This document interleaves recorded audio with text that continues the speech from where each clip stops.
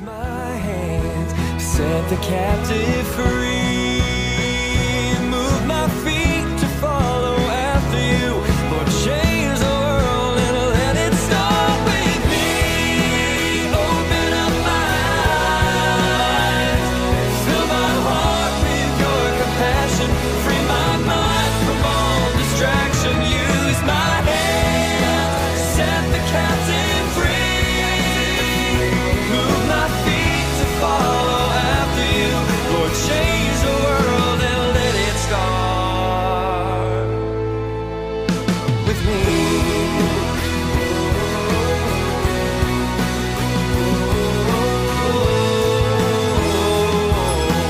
Let it start with me.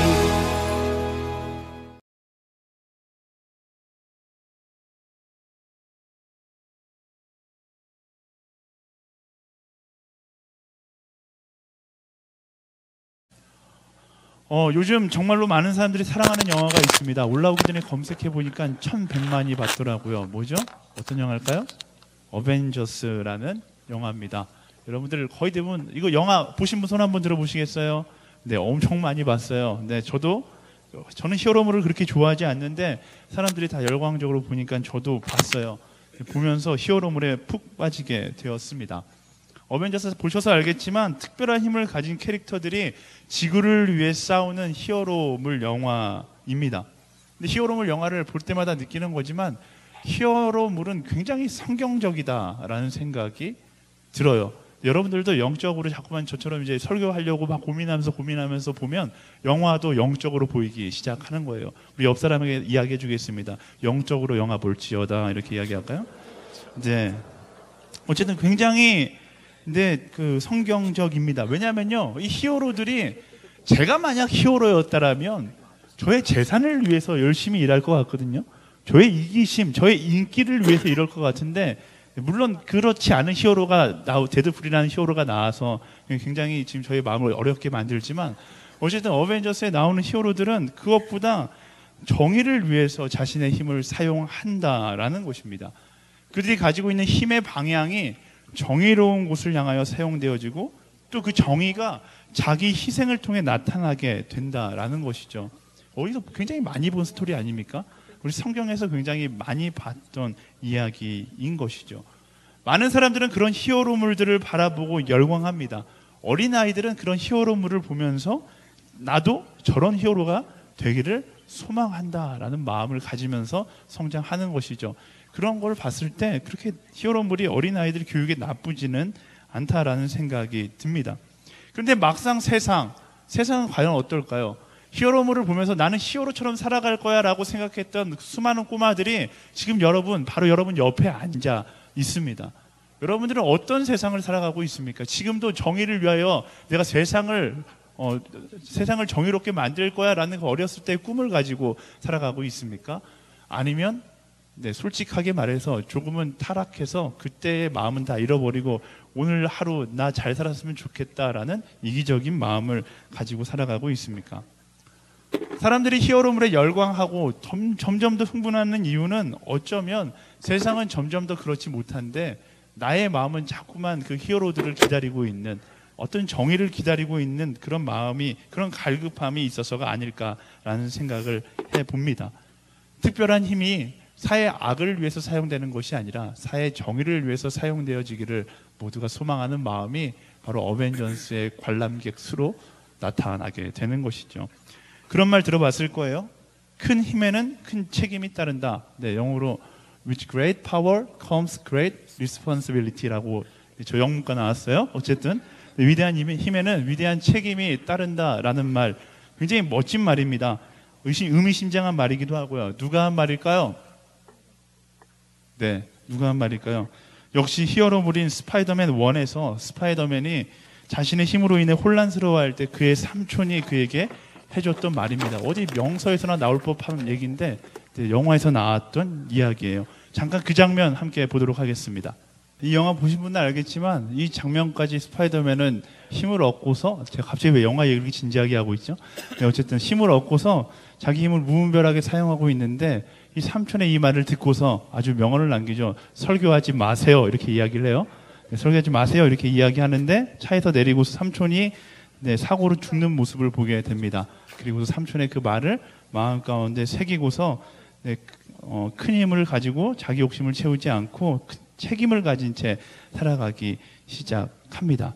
그리고 실제로 이 스파이더맨의 이 모토는 마블 영화의 모든 모토가 되었죠. 큰 힘에는 큰 책임이 따른다라고 해서 마블 영화를 보면서 우리가 굉장히 기분 좋아하는 이유가 그 큰 힘을 가진 사람이 책임을 가지고 일하기 때문에 우리는 굉장히 기분 좋게 그 영화를 봅니다.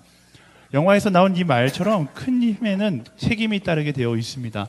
근데 그 책임을 다하지 않고 자기의 욕심을 채우기 시작하면은 세상은 혼란스러워지기 시작하는 거예요. 어저께 리더십 모임 때 제가 잠깐 나누었었는데 세상에 나타나는 빈곤, 빈부격차, 수많은 범죄들, 사람들은 이런 것들 앞에서 하나님에게서 이유를 찾으려고 합니다. 하나님 왜 이런 세상을 만드셨습니까? 왜 세상을 이렇게 가만히 놔두시죠? 이 가난한 사람들을 왜 가만히 놔두십니까? 하나님에게서 이유를 찾으려고 하지만 조금만 생각해 보면 근본적인 이유는 하나님께 있는 것이 아니라 힘을 가진 사람들이 그 힘에 대한 책임을 지지 않고 그 힘을 자기 유익을 위해서 이기적으로 사용했기 때문에 이런 사회적인 문제들이 많이 발생한다는 사실을 알 수 있습니다. 이것이 여러분들과 먼 이야기일까요? 아니죠. 우리 중에 힘이 없는 사람은 없습니다. 제가 얼마 전에도 예를 들었지만 한국에서 태어나 살아간다는 사실만으로도 엄청난 힘을 소유한 채 살아가고 있는 거예요. 그런 책이 있어요. 지구가 100명의 마을이라면이라는 유명한 책이 있는데 그 책에 의하면 굉장히 제가 의미 깊게 봤던 장면이 그거예요. 컴퓨터가 있는 사람은 100명 중에 3명이래요. 100명 중에 3명. 대학 교육을 받은 사람은 몇 명일까요? 저희 허브대학부 거의 대부분이 아주 소수만 빼놓고 거의 대부분이 대학 교육을 받았든지 대학 교육을 받고 있는데 대학 교육을 받은 사람은 100명 중 1명이라고 이야기합니다. 이 리서치에 의하면 우리는 어마어마한 힘을 소유하고 있는 사람이고 어마어마한 능력을 가지고 있는 사람이죠. 그렇다면 여러분들, 저와 여러분은 그 능력, 그 힘을 가지고서 어떤 책임을 가지고 살아가고 있는 것일까요? 아니면 나 역시 그저 나의 욕심을 위해 이기심 그리고 만족을 위해 나의 이기심의 만족을 위해 그 힘을 사용하고 살고 있는 것은 아닐까 싶습니다. 성경은요, 그 힘의 방향성을 아주 정확하고 명확하게 이야기하고 있어요.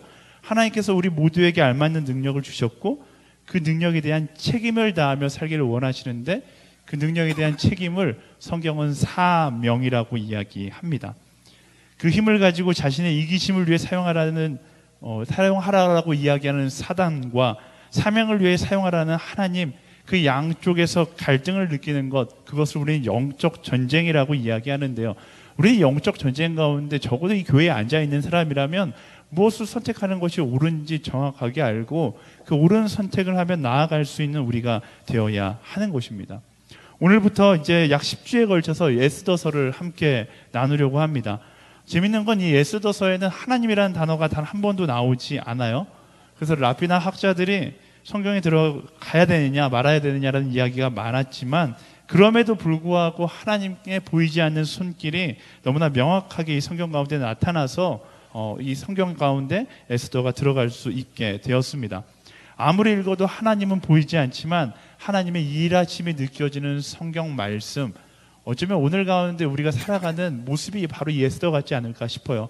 눈으로 하나님을 보진 못하지만 우리의 삶 가운데 여전히 살아 역사하시는 그 하나님, 그 에스더를 묵상하면서 함께 나누면서 그 하나님을 발견할 수 있게 되기를 소망합니다. 어쨌든 이 에스더의 시작이 바로 책임이 사라진 힘의 이야기가 바로 이 에스더의 시작 부분이에요. 1절과 2절 말씀 같이 읽어보겠습니다. 1절과 2절 시작. 아하수에로 시절에 일어난 일입니다. 아하수에로는 인도에서부터 에티오피아에 이르기까지 127개 지방을 다스렸습니다. 그 당시 아하수에로 왕은 수산 왕궁에 있는 왕자에서 다스리고 있었는데 에스더서의 배경은요, 아하수에로 왕, 페르시아 대제국의 최전성기 때 이야기입니다. 예루살렘이 멸망한 지 오래되었고요, 함락되었고 예루살렘은 바벨론의 그 침공에 의해서 멸망했어요. 그때 이스라엘 사람들이 포로로 바벨론에 끌려갔는데 그 바벨론을 멸망시켰던 나라가 바로 페르시아입니다. 그래서 당연하게 이스라엘 백성들이 자연스럽게 페르시아의 노예가 되게 돼요. 그리고 페르시아의 초대 왕이었던 고레스 칙령 종교의 자유를 선포하면서 이스라엘 백성들이 고향으로 돌아가서 예루살렘 성전을 다시 건축할 수 있게 됩니다. 다 돌아갔는데 돌아가지 못했던 사람들이 페르시아 땅에 남아 있었어요. 그 사람들 중에서 바로 이제 에스더가 있었던 것이죠. 고레스 왕이 1대 왕이었고 아하수에르 왕은 4대 왕입니다. 그 4대째 에스더 사건이 오늘 말씀의 배경인 거예요. 이 아하수에르 왕의 부하 권력은 어마어마한 것이었습니다. 말씀에서 봤듯이 아하수에르 왕의 영토가 인도에서 에티오피아에 이른다라고 이야기합니다. 지금 이 지도 끝에서 끝까지가 아하수에르 왕이 차지하고 있었던 영토였다라고 이야기해요. 당대에 가장 강력했던 제국 5개를 통치했었고 계속해서 그 세력을 확장하고 있었던 왕이 아하수에르 왕입니다. 아하수에르 왕은 성경에서 에스더의 남편 정도로만 알려져 있지만 사실 성경보다 여러분들에게 더 유명한 사람이 바로 이 아하수에르 왕이에요. 역사적으로 그를 굉장히 유명한 사람이라고 이야기하는데 아하수에르는 히브리식 이름이고 헬라식 이름은 크에르크세스예요. 크에르크세스. 네, 어디선가 들어본 이름입니다. 오늘 영화 이야기를 굉장히 많이 하는데 영화 300에서 이 아하수에르 왕이 등장해요. 영화 너무 좋아하는 거 아니에요? 네. 영화 300에 보면 굉장히 그 민머리에 섹시한 몸을 가지고 있는 악역으로 등장하는 왕이 있습니다. 그 스파르타를 공격해서 스파르타를 집요하게 공격해갖고 마지막에 스파르타를 정복하는 왕 이름이 바로 크에르크세스인데 그가 바로 아하수에르 왕이었다라는 것입니다. 영화에서도 보았듯이 그가 누리는 부와 명예 그리고 그의 힘은 아주 강력했습니다. 엄청났다라고 말씀도 역사도 기록하고 있습니다. 오늘 말씀에도 보면 그가 거하는 곳을 수산 왕궁이라고 이야기하는데 이 아하수에르 왕은요 계절에 따라서 왕궁을 옮겨 다녔대요. 그러니까 봄이 좋은 왕궁, 겨울이 좋은 왕궁. 그만큼 자기 마음대로 엄청난 부와 권력을 누리며 살았던 왕이다라는 것입니다. 근데 그가 가진 권력과 힘을 가지고 무엇을 했는가? 오늘 말씀 3절에서 4절까지 말씀 함께 읽어볼까요? 3절 4절 시작. 그가 통치한 지 3년째 되는 해에 모든 장관들과 대신들을 위해 잔치를 베풀었습니다. 페르시아와 메대 장수들과 귀족들과 지방 장관들이 참석했습니다. 그는 180일 내내 자기 왕국의 광대한 부와 영예와 화려한 위엄을 나타냈습니다. 네, 아하수에르 왕은요, 그가 통치를 시작한 지 3년째 역사에 남을 만한 엄청난 파티를 벌입니다. 무려 180일짜리 파티를 벌였다라고 이야기해요. 이 파티에는 3가지 목적이 있습니다. 첫 번째, 자신의 힘을 과시하고 자랑하는 것. 내가 이만큼 대단한 사람이다 라고 자랑하고 있는 것이죠. 180일 동안 파티를 벌였다라는 것은 그만큼 국방에 대해서 자신이 있었다라는 것이고 그만큼 자신의 왕권에 대해서 자신이 있었고 제일 중요한 건 그만큼 그 나라가 부자 나라였다라는 것을 이야기하는 것이죠. 그것을 자랑하고 싶었던 거예요. 두 번째는요, 다른 사람들에게 인정받는 거예요. 제가 이만큼 갖고 있다는 것을 인정받기 위해서 이 파티를 했고 마지막으로 가장 중요한 이유는요, 이후에 있을 그리스와의 전쟁 가운데 승리를 하기 위해서 사람들을 포섭하기 위해서 나의 편을 만들기 위해서 바로 이 180짜리 잔치를 벌이기 시작한 거죠. 그래서 페르시아와 메대의 장수들과 귀족들과 지방 장관들을 초청해서 그들에게 잔치를 베풀고 먹을 것을 먹이면서 나 좋은 사람이지, 그러니까 나와 함께 그리스 정벌에 이제 나가자라고 그들을 설득하고 있었던 것이죠. 결국 이 어마어마한 잔치는요, 자기 과시로 시작해서 자기 욕심을 이루는 결론에 도달하게 되는 것입니다. 근데 이 아하수에르 왕의 모습을 보면서 오늘날 우리의 모습과 너무나 비슷하다는 생각이 들었어요. 우리가 가진 능력들, 우리는 무엇을 위해 사용합니까? 나를 더 자랑하기 위해서 사용하고 더 인정받기 위해서 사용하고 나의 어떤 목적을 이루기 위해서 그 능력을 사용하는 모습, 그 모습과 너무나 흡사해요. 물론 가진 것에 있어서의 양의 차이는 있겠지만 가지고 있는 힘을 사용하는 방법의 차이는 별로 없다라는 생각이 들었어요. 오늘날 직장인들이 하는 말 중 가장 많이 차지하는 내용이 2가지라고 이야기해요. 하나는 뒷담하고 하나는 자기 자랑이라고 이야기합니다. 뒷담화나 자기 자랑이나 똑같은 거죠. 아하수에로가 잔치를 벌인 것과 똑같은 거예요. 결국 내가 더 인정받고 내가 더 사랑받고 내가 더 많은 사람들에게 더 높은 곳에 올라가고 싶어하는 욕구에서 비롯된 것이 뒷담화하고 자기 자랑인 것이죠. 우리는요, 그렇게 나를 자랑하고 누군가에게 인정받는 그 자기 만족감을 가지고 살아가는 존재입니다. 이것을 자기 증명, 자기 과시 욕구라고 이야기하는데, 그러다 보니까 마찬가지로 내게 주어진 능력이 자꾸만 그 자기 과시, 자기 능력을 증명하는 데 사용될 때가 많은 거예요. 이건 우리가 부정할 수 없어요. 본능적 방향이기 때문에 그래요. 근데 매번 이야기하지만 우리가 본능을 따라 나의 능력을 사용하며 살아가다 보면 어떤 일이 일어나는가? 우리 인생에 온전한 길을 걸어가는가? 그렇지 않죠. 우리 인생 가운데 어려움이 찾아오고 우리 인생이 죄악된 길을 선택하며 나아가게 된다라는 것입니다. 사회를 구성하고 있는 사회 한 사람 한 사람이 나의 본능을 따라 살아가면 사회가 옳지 않는 방향을 향해 나아갈 수밖에 없어요. 그래서 말씀은 뭐라고 이야기합니까? 너의 본능을 따라 살아가라라고 말씀은 이야기하지 않습니다. 본능은 죄성을 가진, 우린 죄인이기 때문에 죄 지으며 살아가라라는 게 어떻게 보면 본성을 따라 살아가라는 거예요. 말씀은 그렇게 이야기하지 않고 때로는 좁은 길처럼 여겨지고 때로는 내가 손해보는 것처럼 느껴진다 할지라도 나의 본능을 거부하고 사명을 따라 살아가라라고 말씀은 이야기하고 있습니다. 여러분은요, 여러분의 인생 가운데 여러분의 능력을 어떤 방향을 향해 사용하고 있습니까? 자신에게 솔직하게 한번 물어보세요. 이기심과 싸워서 나의 이기심을 위해서 사용하고 있습니까? 아니면 이기심과 싸워서 정말로 말씀이 이야기하는 그 사명을 다하며 살아가고 있습니까? 때로는 그 말씀을 덮고 나의 욕심을 위하여 나의 능력을 사용하면서 살아가고 있지는 않는지 스스로 한번 물어보면 좋을 것 같아요. 힘들어요. 나의 욕심을 이기고서 말씀을 따라 살아가는 것이 쉽지 않습니다. 요즘 들어서 저에게 주일날 설교가 끝나면 문자 메시지가 많이 오는데요. 이제 이런 문자 메시지가 많이 와요. 목사님 말씀은 잘 이해하겠는데 말하는 게 생각처럼 그렇게 쉽지 않아요. 목사님은 세상에서 안 살아봐서 몰라요. 그렇게 살아가는 거 너무 힘들어요. 라는 문자의 내용이 정말로 많이 옵니다.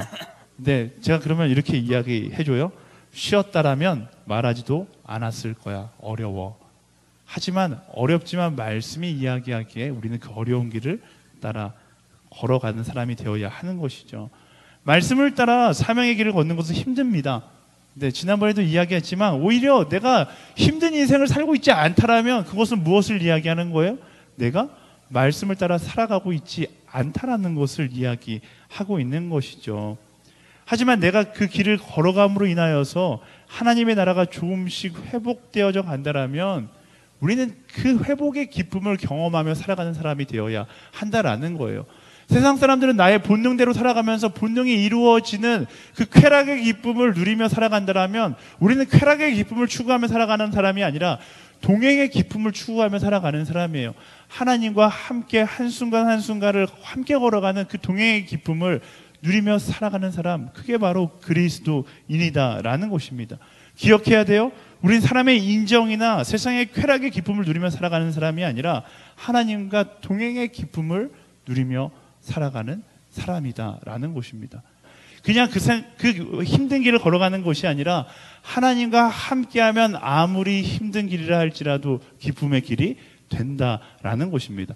그리스도인은 바로 그 동행의 기쁨을 누리면서 살아가는 사람이에요. 자꾸만 세상 가운데 나의 쾌락을 찾으려고 하지 말고 세상의 어떤 목표 가운데 나의 기쁨을 찾으려고 하지 말고 주 예수와 동행하니 그어지나 하늘나라, 이 찬양의 고백처럼 하나님과 동행하는 그 기쁨의 길을 걸어갈 수 있는 우리가 되어야 한다라는 것입니다. 이 기쁨을 알지 못하면요, 힘을 자꾸만 나의 욕심을 위해서 사용하게 되는 거예요. 힘을 자꾸만 나의 이기심을 위해서 사용하게 되는 거예요. 하지만 동행의 기쁨을 깨닫게 되면 그때부터는 어떻게 돼요? 힘을 나의 욕심이나 나의 자랑을 위해 사용하는 것이 아니라 바로 사랑하는 데 사용하게 되는 거예요. 왜요? 그게 나와 동행하는 하나님께서 가장 기뻐하시는 선택이라는 사실을 알기 때문에 그런 것이죠. 동행의 기쁨을 아는 그리스도인, 그런 그리스도인은요, 자랑하지 않고 사랑하는 인생을 살아가게 된다라는 것입니다. 우리 옆 사람에게 이렇게 이야기해 줄까요? 자랑하지 말고 사랑할지어다, 이렇게 이야기할까요? 네. 역사는 그렇게 만들어져 왔어요. 누군가의 이기적인 쾌락의 선택으로 어두워졌던 역사가 있다라면 누군가의 아름다운 희생으로 다시 회복되어진 역사가 있었습니다. 그 끊임없는 영적 전쟁은 역사 속에서 계속되어 왔고 오늘날 우리의 사회 가운데도 우리의 삶 가운데서도 계속되고 있어요. 그리고 하나님은 물으시는 거죠. 너희는 어느 편에 서기를 원하느냐라고 물으시는 거예요. 이 전쟁 가운데 우리는 하나님의 편에 서게 되기를 소망합니다. 아멘. 네, 근데 우리가 이 전쟁 가운데 만약 상황을 보고 결과만을 바라보고 사람만을 바라본다면 우리는 버틸 수가 없어요. 무엇을 바라봐야 돼요? 나 동행하는 그 하나님을 바라봐야 하는 것이죠. 8절 말씀 읽어볼까요? 8절 말씀 시작. 음주의 규칙은 제한을 두지 말 것이었습니다. 왕이 모든 손님들이 각자 원하는 대로 할 수 있게 하라고 궁전의 집사들에게 명령했습니다.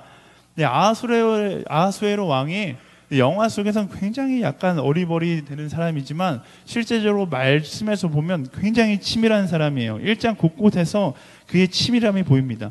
그가 파티를 열어서 뭐하고 있는 거예요? 사람들을 일단 술에 취하게 해서 사람들의 마음을 사고 있는 것이죠. 일종의 포퓰리즘 정책을 지금 막 펼치고 있는 거예요. 거기다가 음주의 규칙을 만들었는데 뭐라고 이야기해요? 제한을 두지 않는다.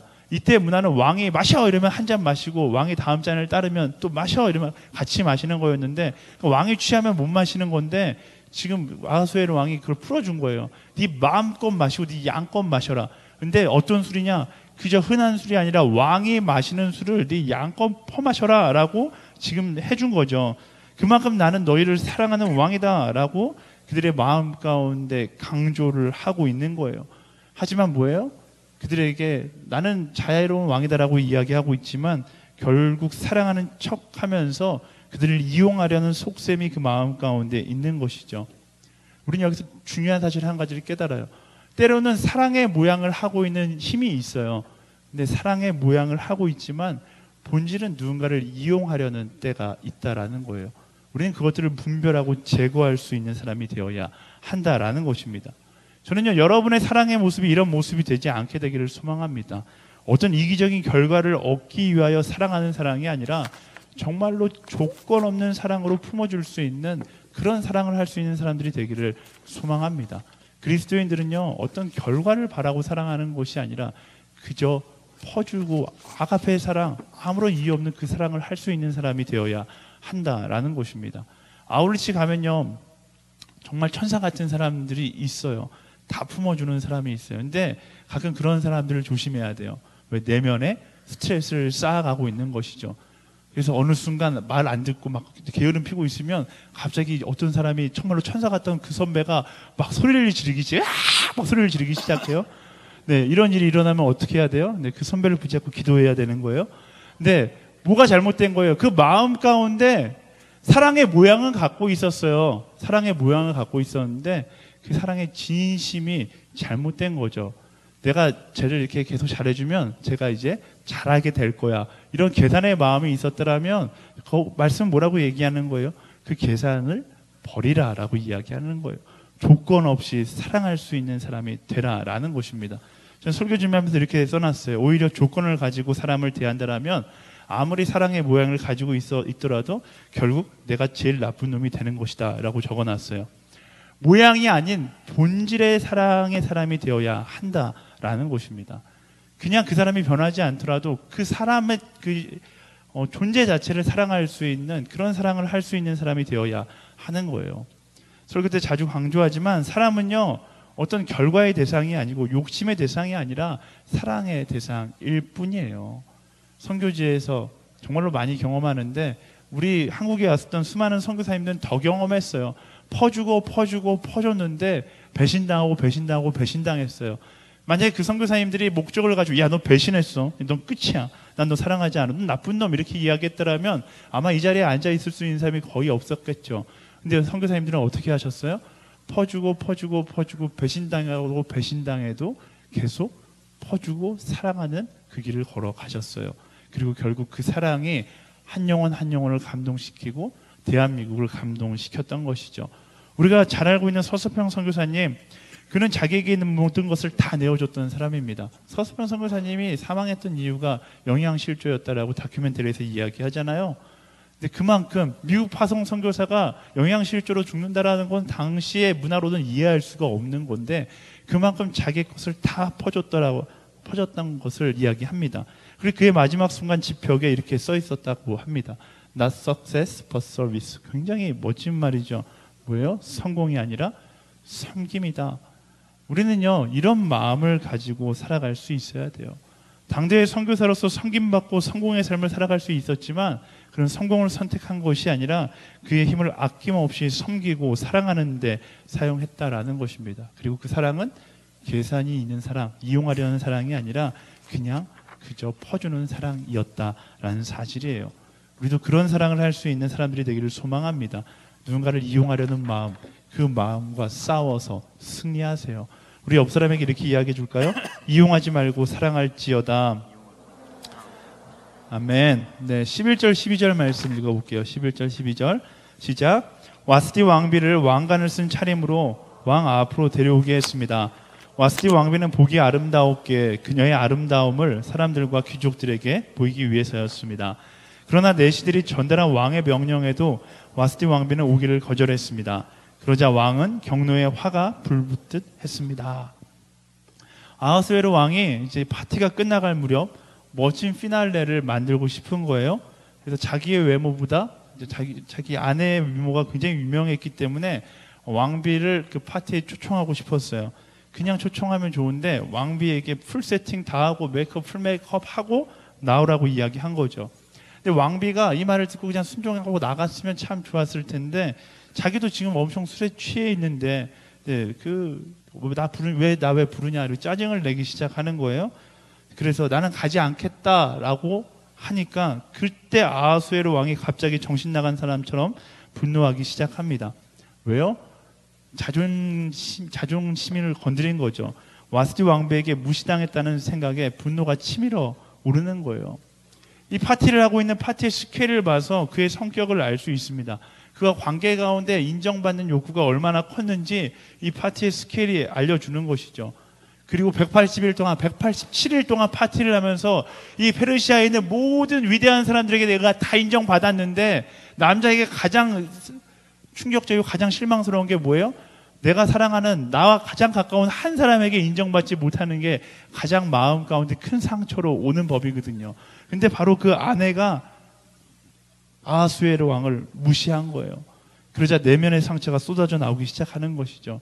감히 너 따위가 얼굴 하나 믿고서 지금 나한테 반박을 해? 내 말을 무시해? 이런 마음이 든 거예요. 바로 힘이 있는 사람의 특징 중 하나가 바로 아하수에로 왕처럼 모든 사람을 자기 마음대로 할 수 있다라는 교만에 빠진다라는 것입니다.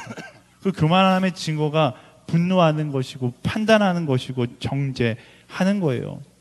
우리는 여기서 마지막 한 가지 포인트를 알 수 있는데요. 힘은 교만함으로 사용하는 것이 아니라 겸손함으로 사용할 수 있어야 한다라는 것입니다. 겸손이 준비되어 있지 않은 힘은 결국 우리를 교만의 길로 인도하고 교만은 우리를 패망의 길로 인도한다는 사실을 언제나 기억해야 돼요. 하나님께 능력을 달라고 기도하잖아요. 능력을 달라고 기도하기 이전에 내가 하나님 앞에서 그 능력을 담은 겸손이라는 그릇이 있는지를 먼저 점검할 수 있는 사람이 되어야 한다라는 것입니다. 우리는요 습관적으로 너무나 많이 판단합니다. 쟤는 저런 사람, 쟤는 이런 사람 너무나 많이 판단하고 정죄하는 것이죠. 판단하기 이전에 항상 우리가 해야 할 것은 내 안에 사랑이 있는지를 확인해야 돼요. 내 안에 겸손이 있는지를 확인해야 돼요. 분노가 치밀어 오르는 순간 먼저 스스로에게 물어보십시오. 이 분노는 내 안에 겸손에서 우러나오는 분노인가? 아니면 내 안에 교만에서 우러나오는 분노인가? 이 분노는 내 안에 사랑에서 우러나오는 분노인가? 아니면 내 안에 짜증에서 우러나오는 분노인가? 그것을 묻고 판단하지 않고 먼저 사랑할 수 있는 사람이 되는 것, 그게 말씀이 이야기하는 힘을 사용하는 사람의 지혜이다라는 것입니다. 우리 마지막으로 옆 사람에게 이렇게 이야기해 주겠습니다. 판단하지 말고 사랑할지어다. 이렇게 이야기해 줄까요? 아멘. 네, 말씀을 정리할게요. 내게 주어진 힘의 크기보다 그 힘이 어디에 사용되느냐, 그 힘의 방향성이 굉장히 중요합니다. 오늘 말씀에 나타난 아하수에로 왕은요 엄청난 힘을 가진 사람이었지만 그는 자신의 힘을 자랑하는데, 누군가를 이용하는데, 그리고 누군가를 판단하는데 사용했어요. 그리고 그 힘의 논리에 돌아가는 세상은 하나님께서 기뻐하시지 않는 세상의 모습으로 변해갔죠. 이 아하수에로 왕과 반대로 살았던 아주 강력한 히어로가 있습니다. 아하수에로 왕보다 훨씬 더 힘있던 분이셨죠. 바로 예수님이세요. 예수님은요, 인류 역사상 가장 강력한 능력을 가진 인간이셨어요. 그 어떤 사람과 이전에도 이후에도 비교할 수 없는 엄청난 능력을 가진 사람이셨죠. 그런데요, 예수님은 그 힘을 자랑하는 것에 사용하지 않으셨습니다. 그 힘을 사랑하는 데 사용하셨어요. 그 힘을 누군가를 이용하는 데 사용하지 않으셨어요. 누군가를 사랑하는 데 사용하셨고요. 그 힘을 누군가를 판단하는 데 사용하지 않고 누군가를 사랑하는 데 사용하셨어요. 우리가 그 예수님의 삶을 따라서, 예수님의 방법을 따라서 우리가 가지고 있는 능력, 우리가 가지고 있는 힘을 사용하는 사람이 되기를 예수님의 이름으로 축원합니다. 예수님의 그 방법은 그랬어요. 포기하는 거였어요. 힘은 오히려 포기하는 데 큰 능력이 있습니다. 힘을 가진 사람이 희생할 때 세상이 오히려 모두가 원하는, 우리가 모두가 그리고 있는 세상이 되는 거예요. 설교를 준비하면서 오랜만에 그 리더십 책을 보다가 이런 글을 봤어요. 리더의 형태를 이야기하는 말 중에 띄워주시겠어요? 다음 화면. 네, 여러분 본 사람 있을 거예요. 네, 똑부, 똑개, 멍부, 멍개 이런 게 있어요. 똑똑하고 부지런한 리더, 똑똑하고 게으른 리더, 멍청하고 부지런한 리더, 멍청하고 게으른 리더. 어떤 모습이 나의 모습인가? 여러분 인터넷 찾아보면 이게 궁합도 있어요. 어떤 직장 상사와 어떤 그 직장에서 같이 일하는 사람이 어떤 코드가 잘 맞는지 막 이런 게 있는데요. 제가 이거를 어저께 우연치 않게 보면서 오늘 설교의 결론을 썼어요. 설교의 결론을 밑에다 이렇게 써놨는데, 장멍게 사똑부. 여러분 다 같이 읽어보시겠어요? 시작. 장멍게 사똑부. 장멍게가 아니네요. 네, 자멍게 사똑부.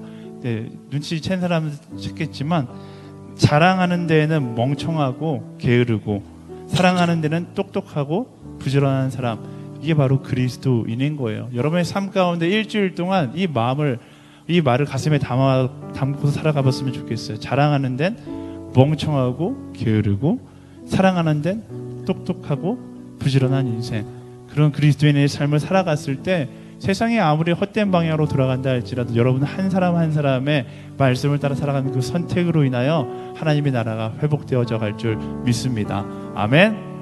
아멘. 네, 예수님의 그 사랑의 손길을, 사랑의 선택을 우리 함께 묵상하면서 찬양하고 기도했으면 좋겠습니다. 예수님이 정말로 이 자몽개 사똑부의 삶을 사셨잖아요. 자랑할 수 있는 능력이 있었지만 그는 자랑하는 데는, 말하기 표현하기 좀 어색하지만 자랑하는 데는 멍청했고 게으르셨으며, 사랑하는 데는 똑똑했고 부지런하셨어요. 우리가 바로 그런 인생, 예수님을 따라서 그런 삶을 살아가야 되지 않겠습니까? 그렇게 살기를 소망하는 마음을 가지고서 우리 함께 찬양하며 고백하며 나아가겠습니다.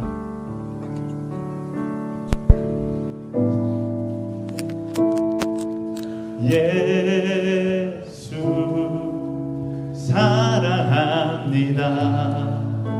사랑합니다. 온 마음 다하여 오직 주님 한 분만 간절히 더 원합니다. 예수 사랑합니다. 누가 앞으로 좀 찾아주시겠어요? 예수 사랑합니다. 사랑합니다. 온 마음 다하여 오직 주님 한 분만 간절히 더 원합니다. 넘쳐나네, 넘쳐나네, 넘쳐나네. 주를 향한 내 속에 갈망이 주님께로 날 이끌어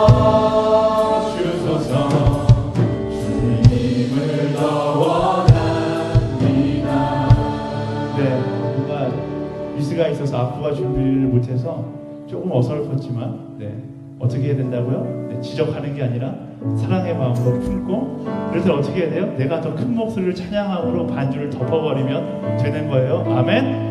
함께 찬양하기 원하는 사람, 우리 일어나서 함께 고백하며 나아갑시다. 예수님의 그 사랑을 노래하는 목소리로 우리 이곳을 덮으며 나의 마음을 덮으며 함께 나아가게 되기를 소망합니다. 예수 사랑합니다. 예수 사랑합니다. 사랑합니다. 온 마음 다하여 오직 주님 한 분만 간절히 더 원합니다.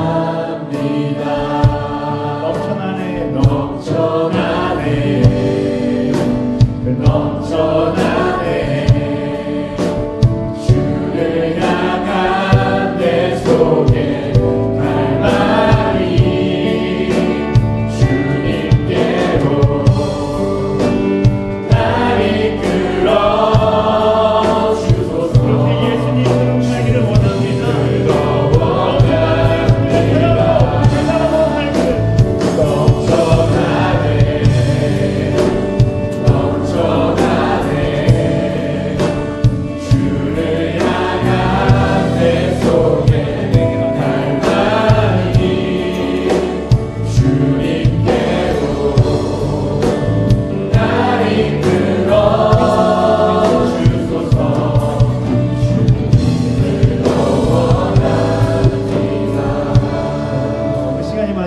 딱 한 가지 위해서 기도하겠습니다. 제가 이렇게 이야기하는 건 전심으로 기도하자는 거예요. 두 번째 기도 제목 나오면 전심으로 기도해야지 이러지 말고요. 전심으로 기도하며 나아가자는 겁니다.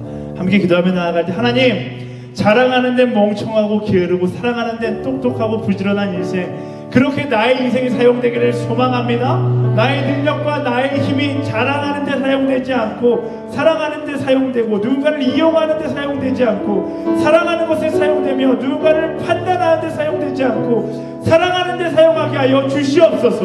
우리를 향해서 그 사랑을 보여주셨던 예수 그리스도의 그 사랑처럼 사랑하며 나아가는, 내가 너희를 사랑한 것처럼 너희도 서로 사랑하는 그 명령을 따라 사랑하는 우리의 삶이 되게 하여 주시옵소서. 전심을 다하여 주여 세 번 부르시고 동서로 기도합니다.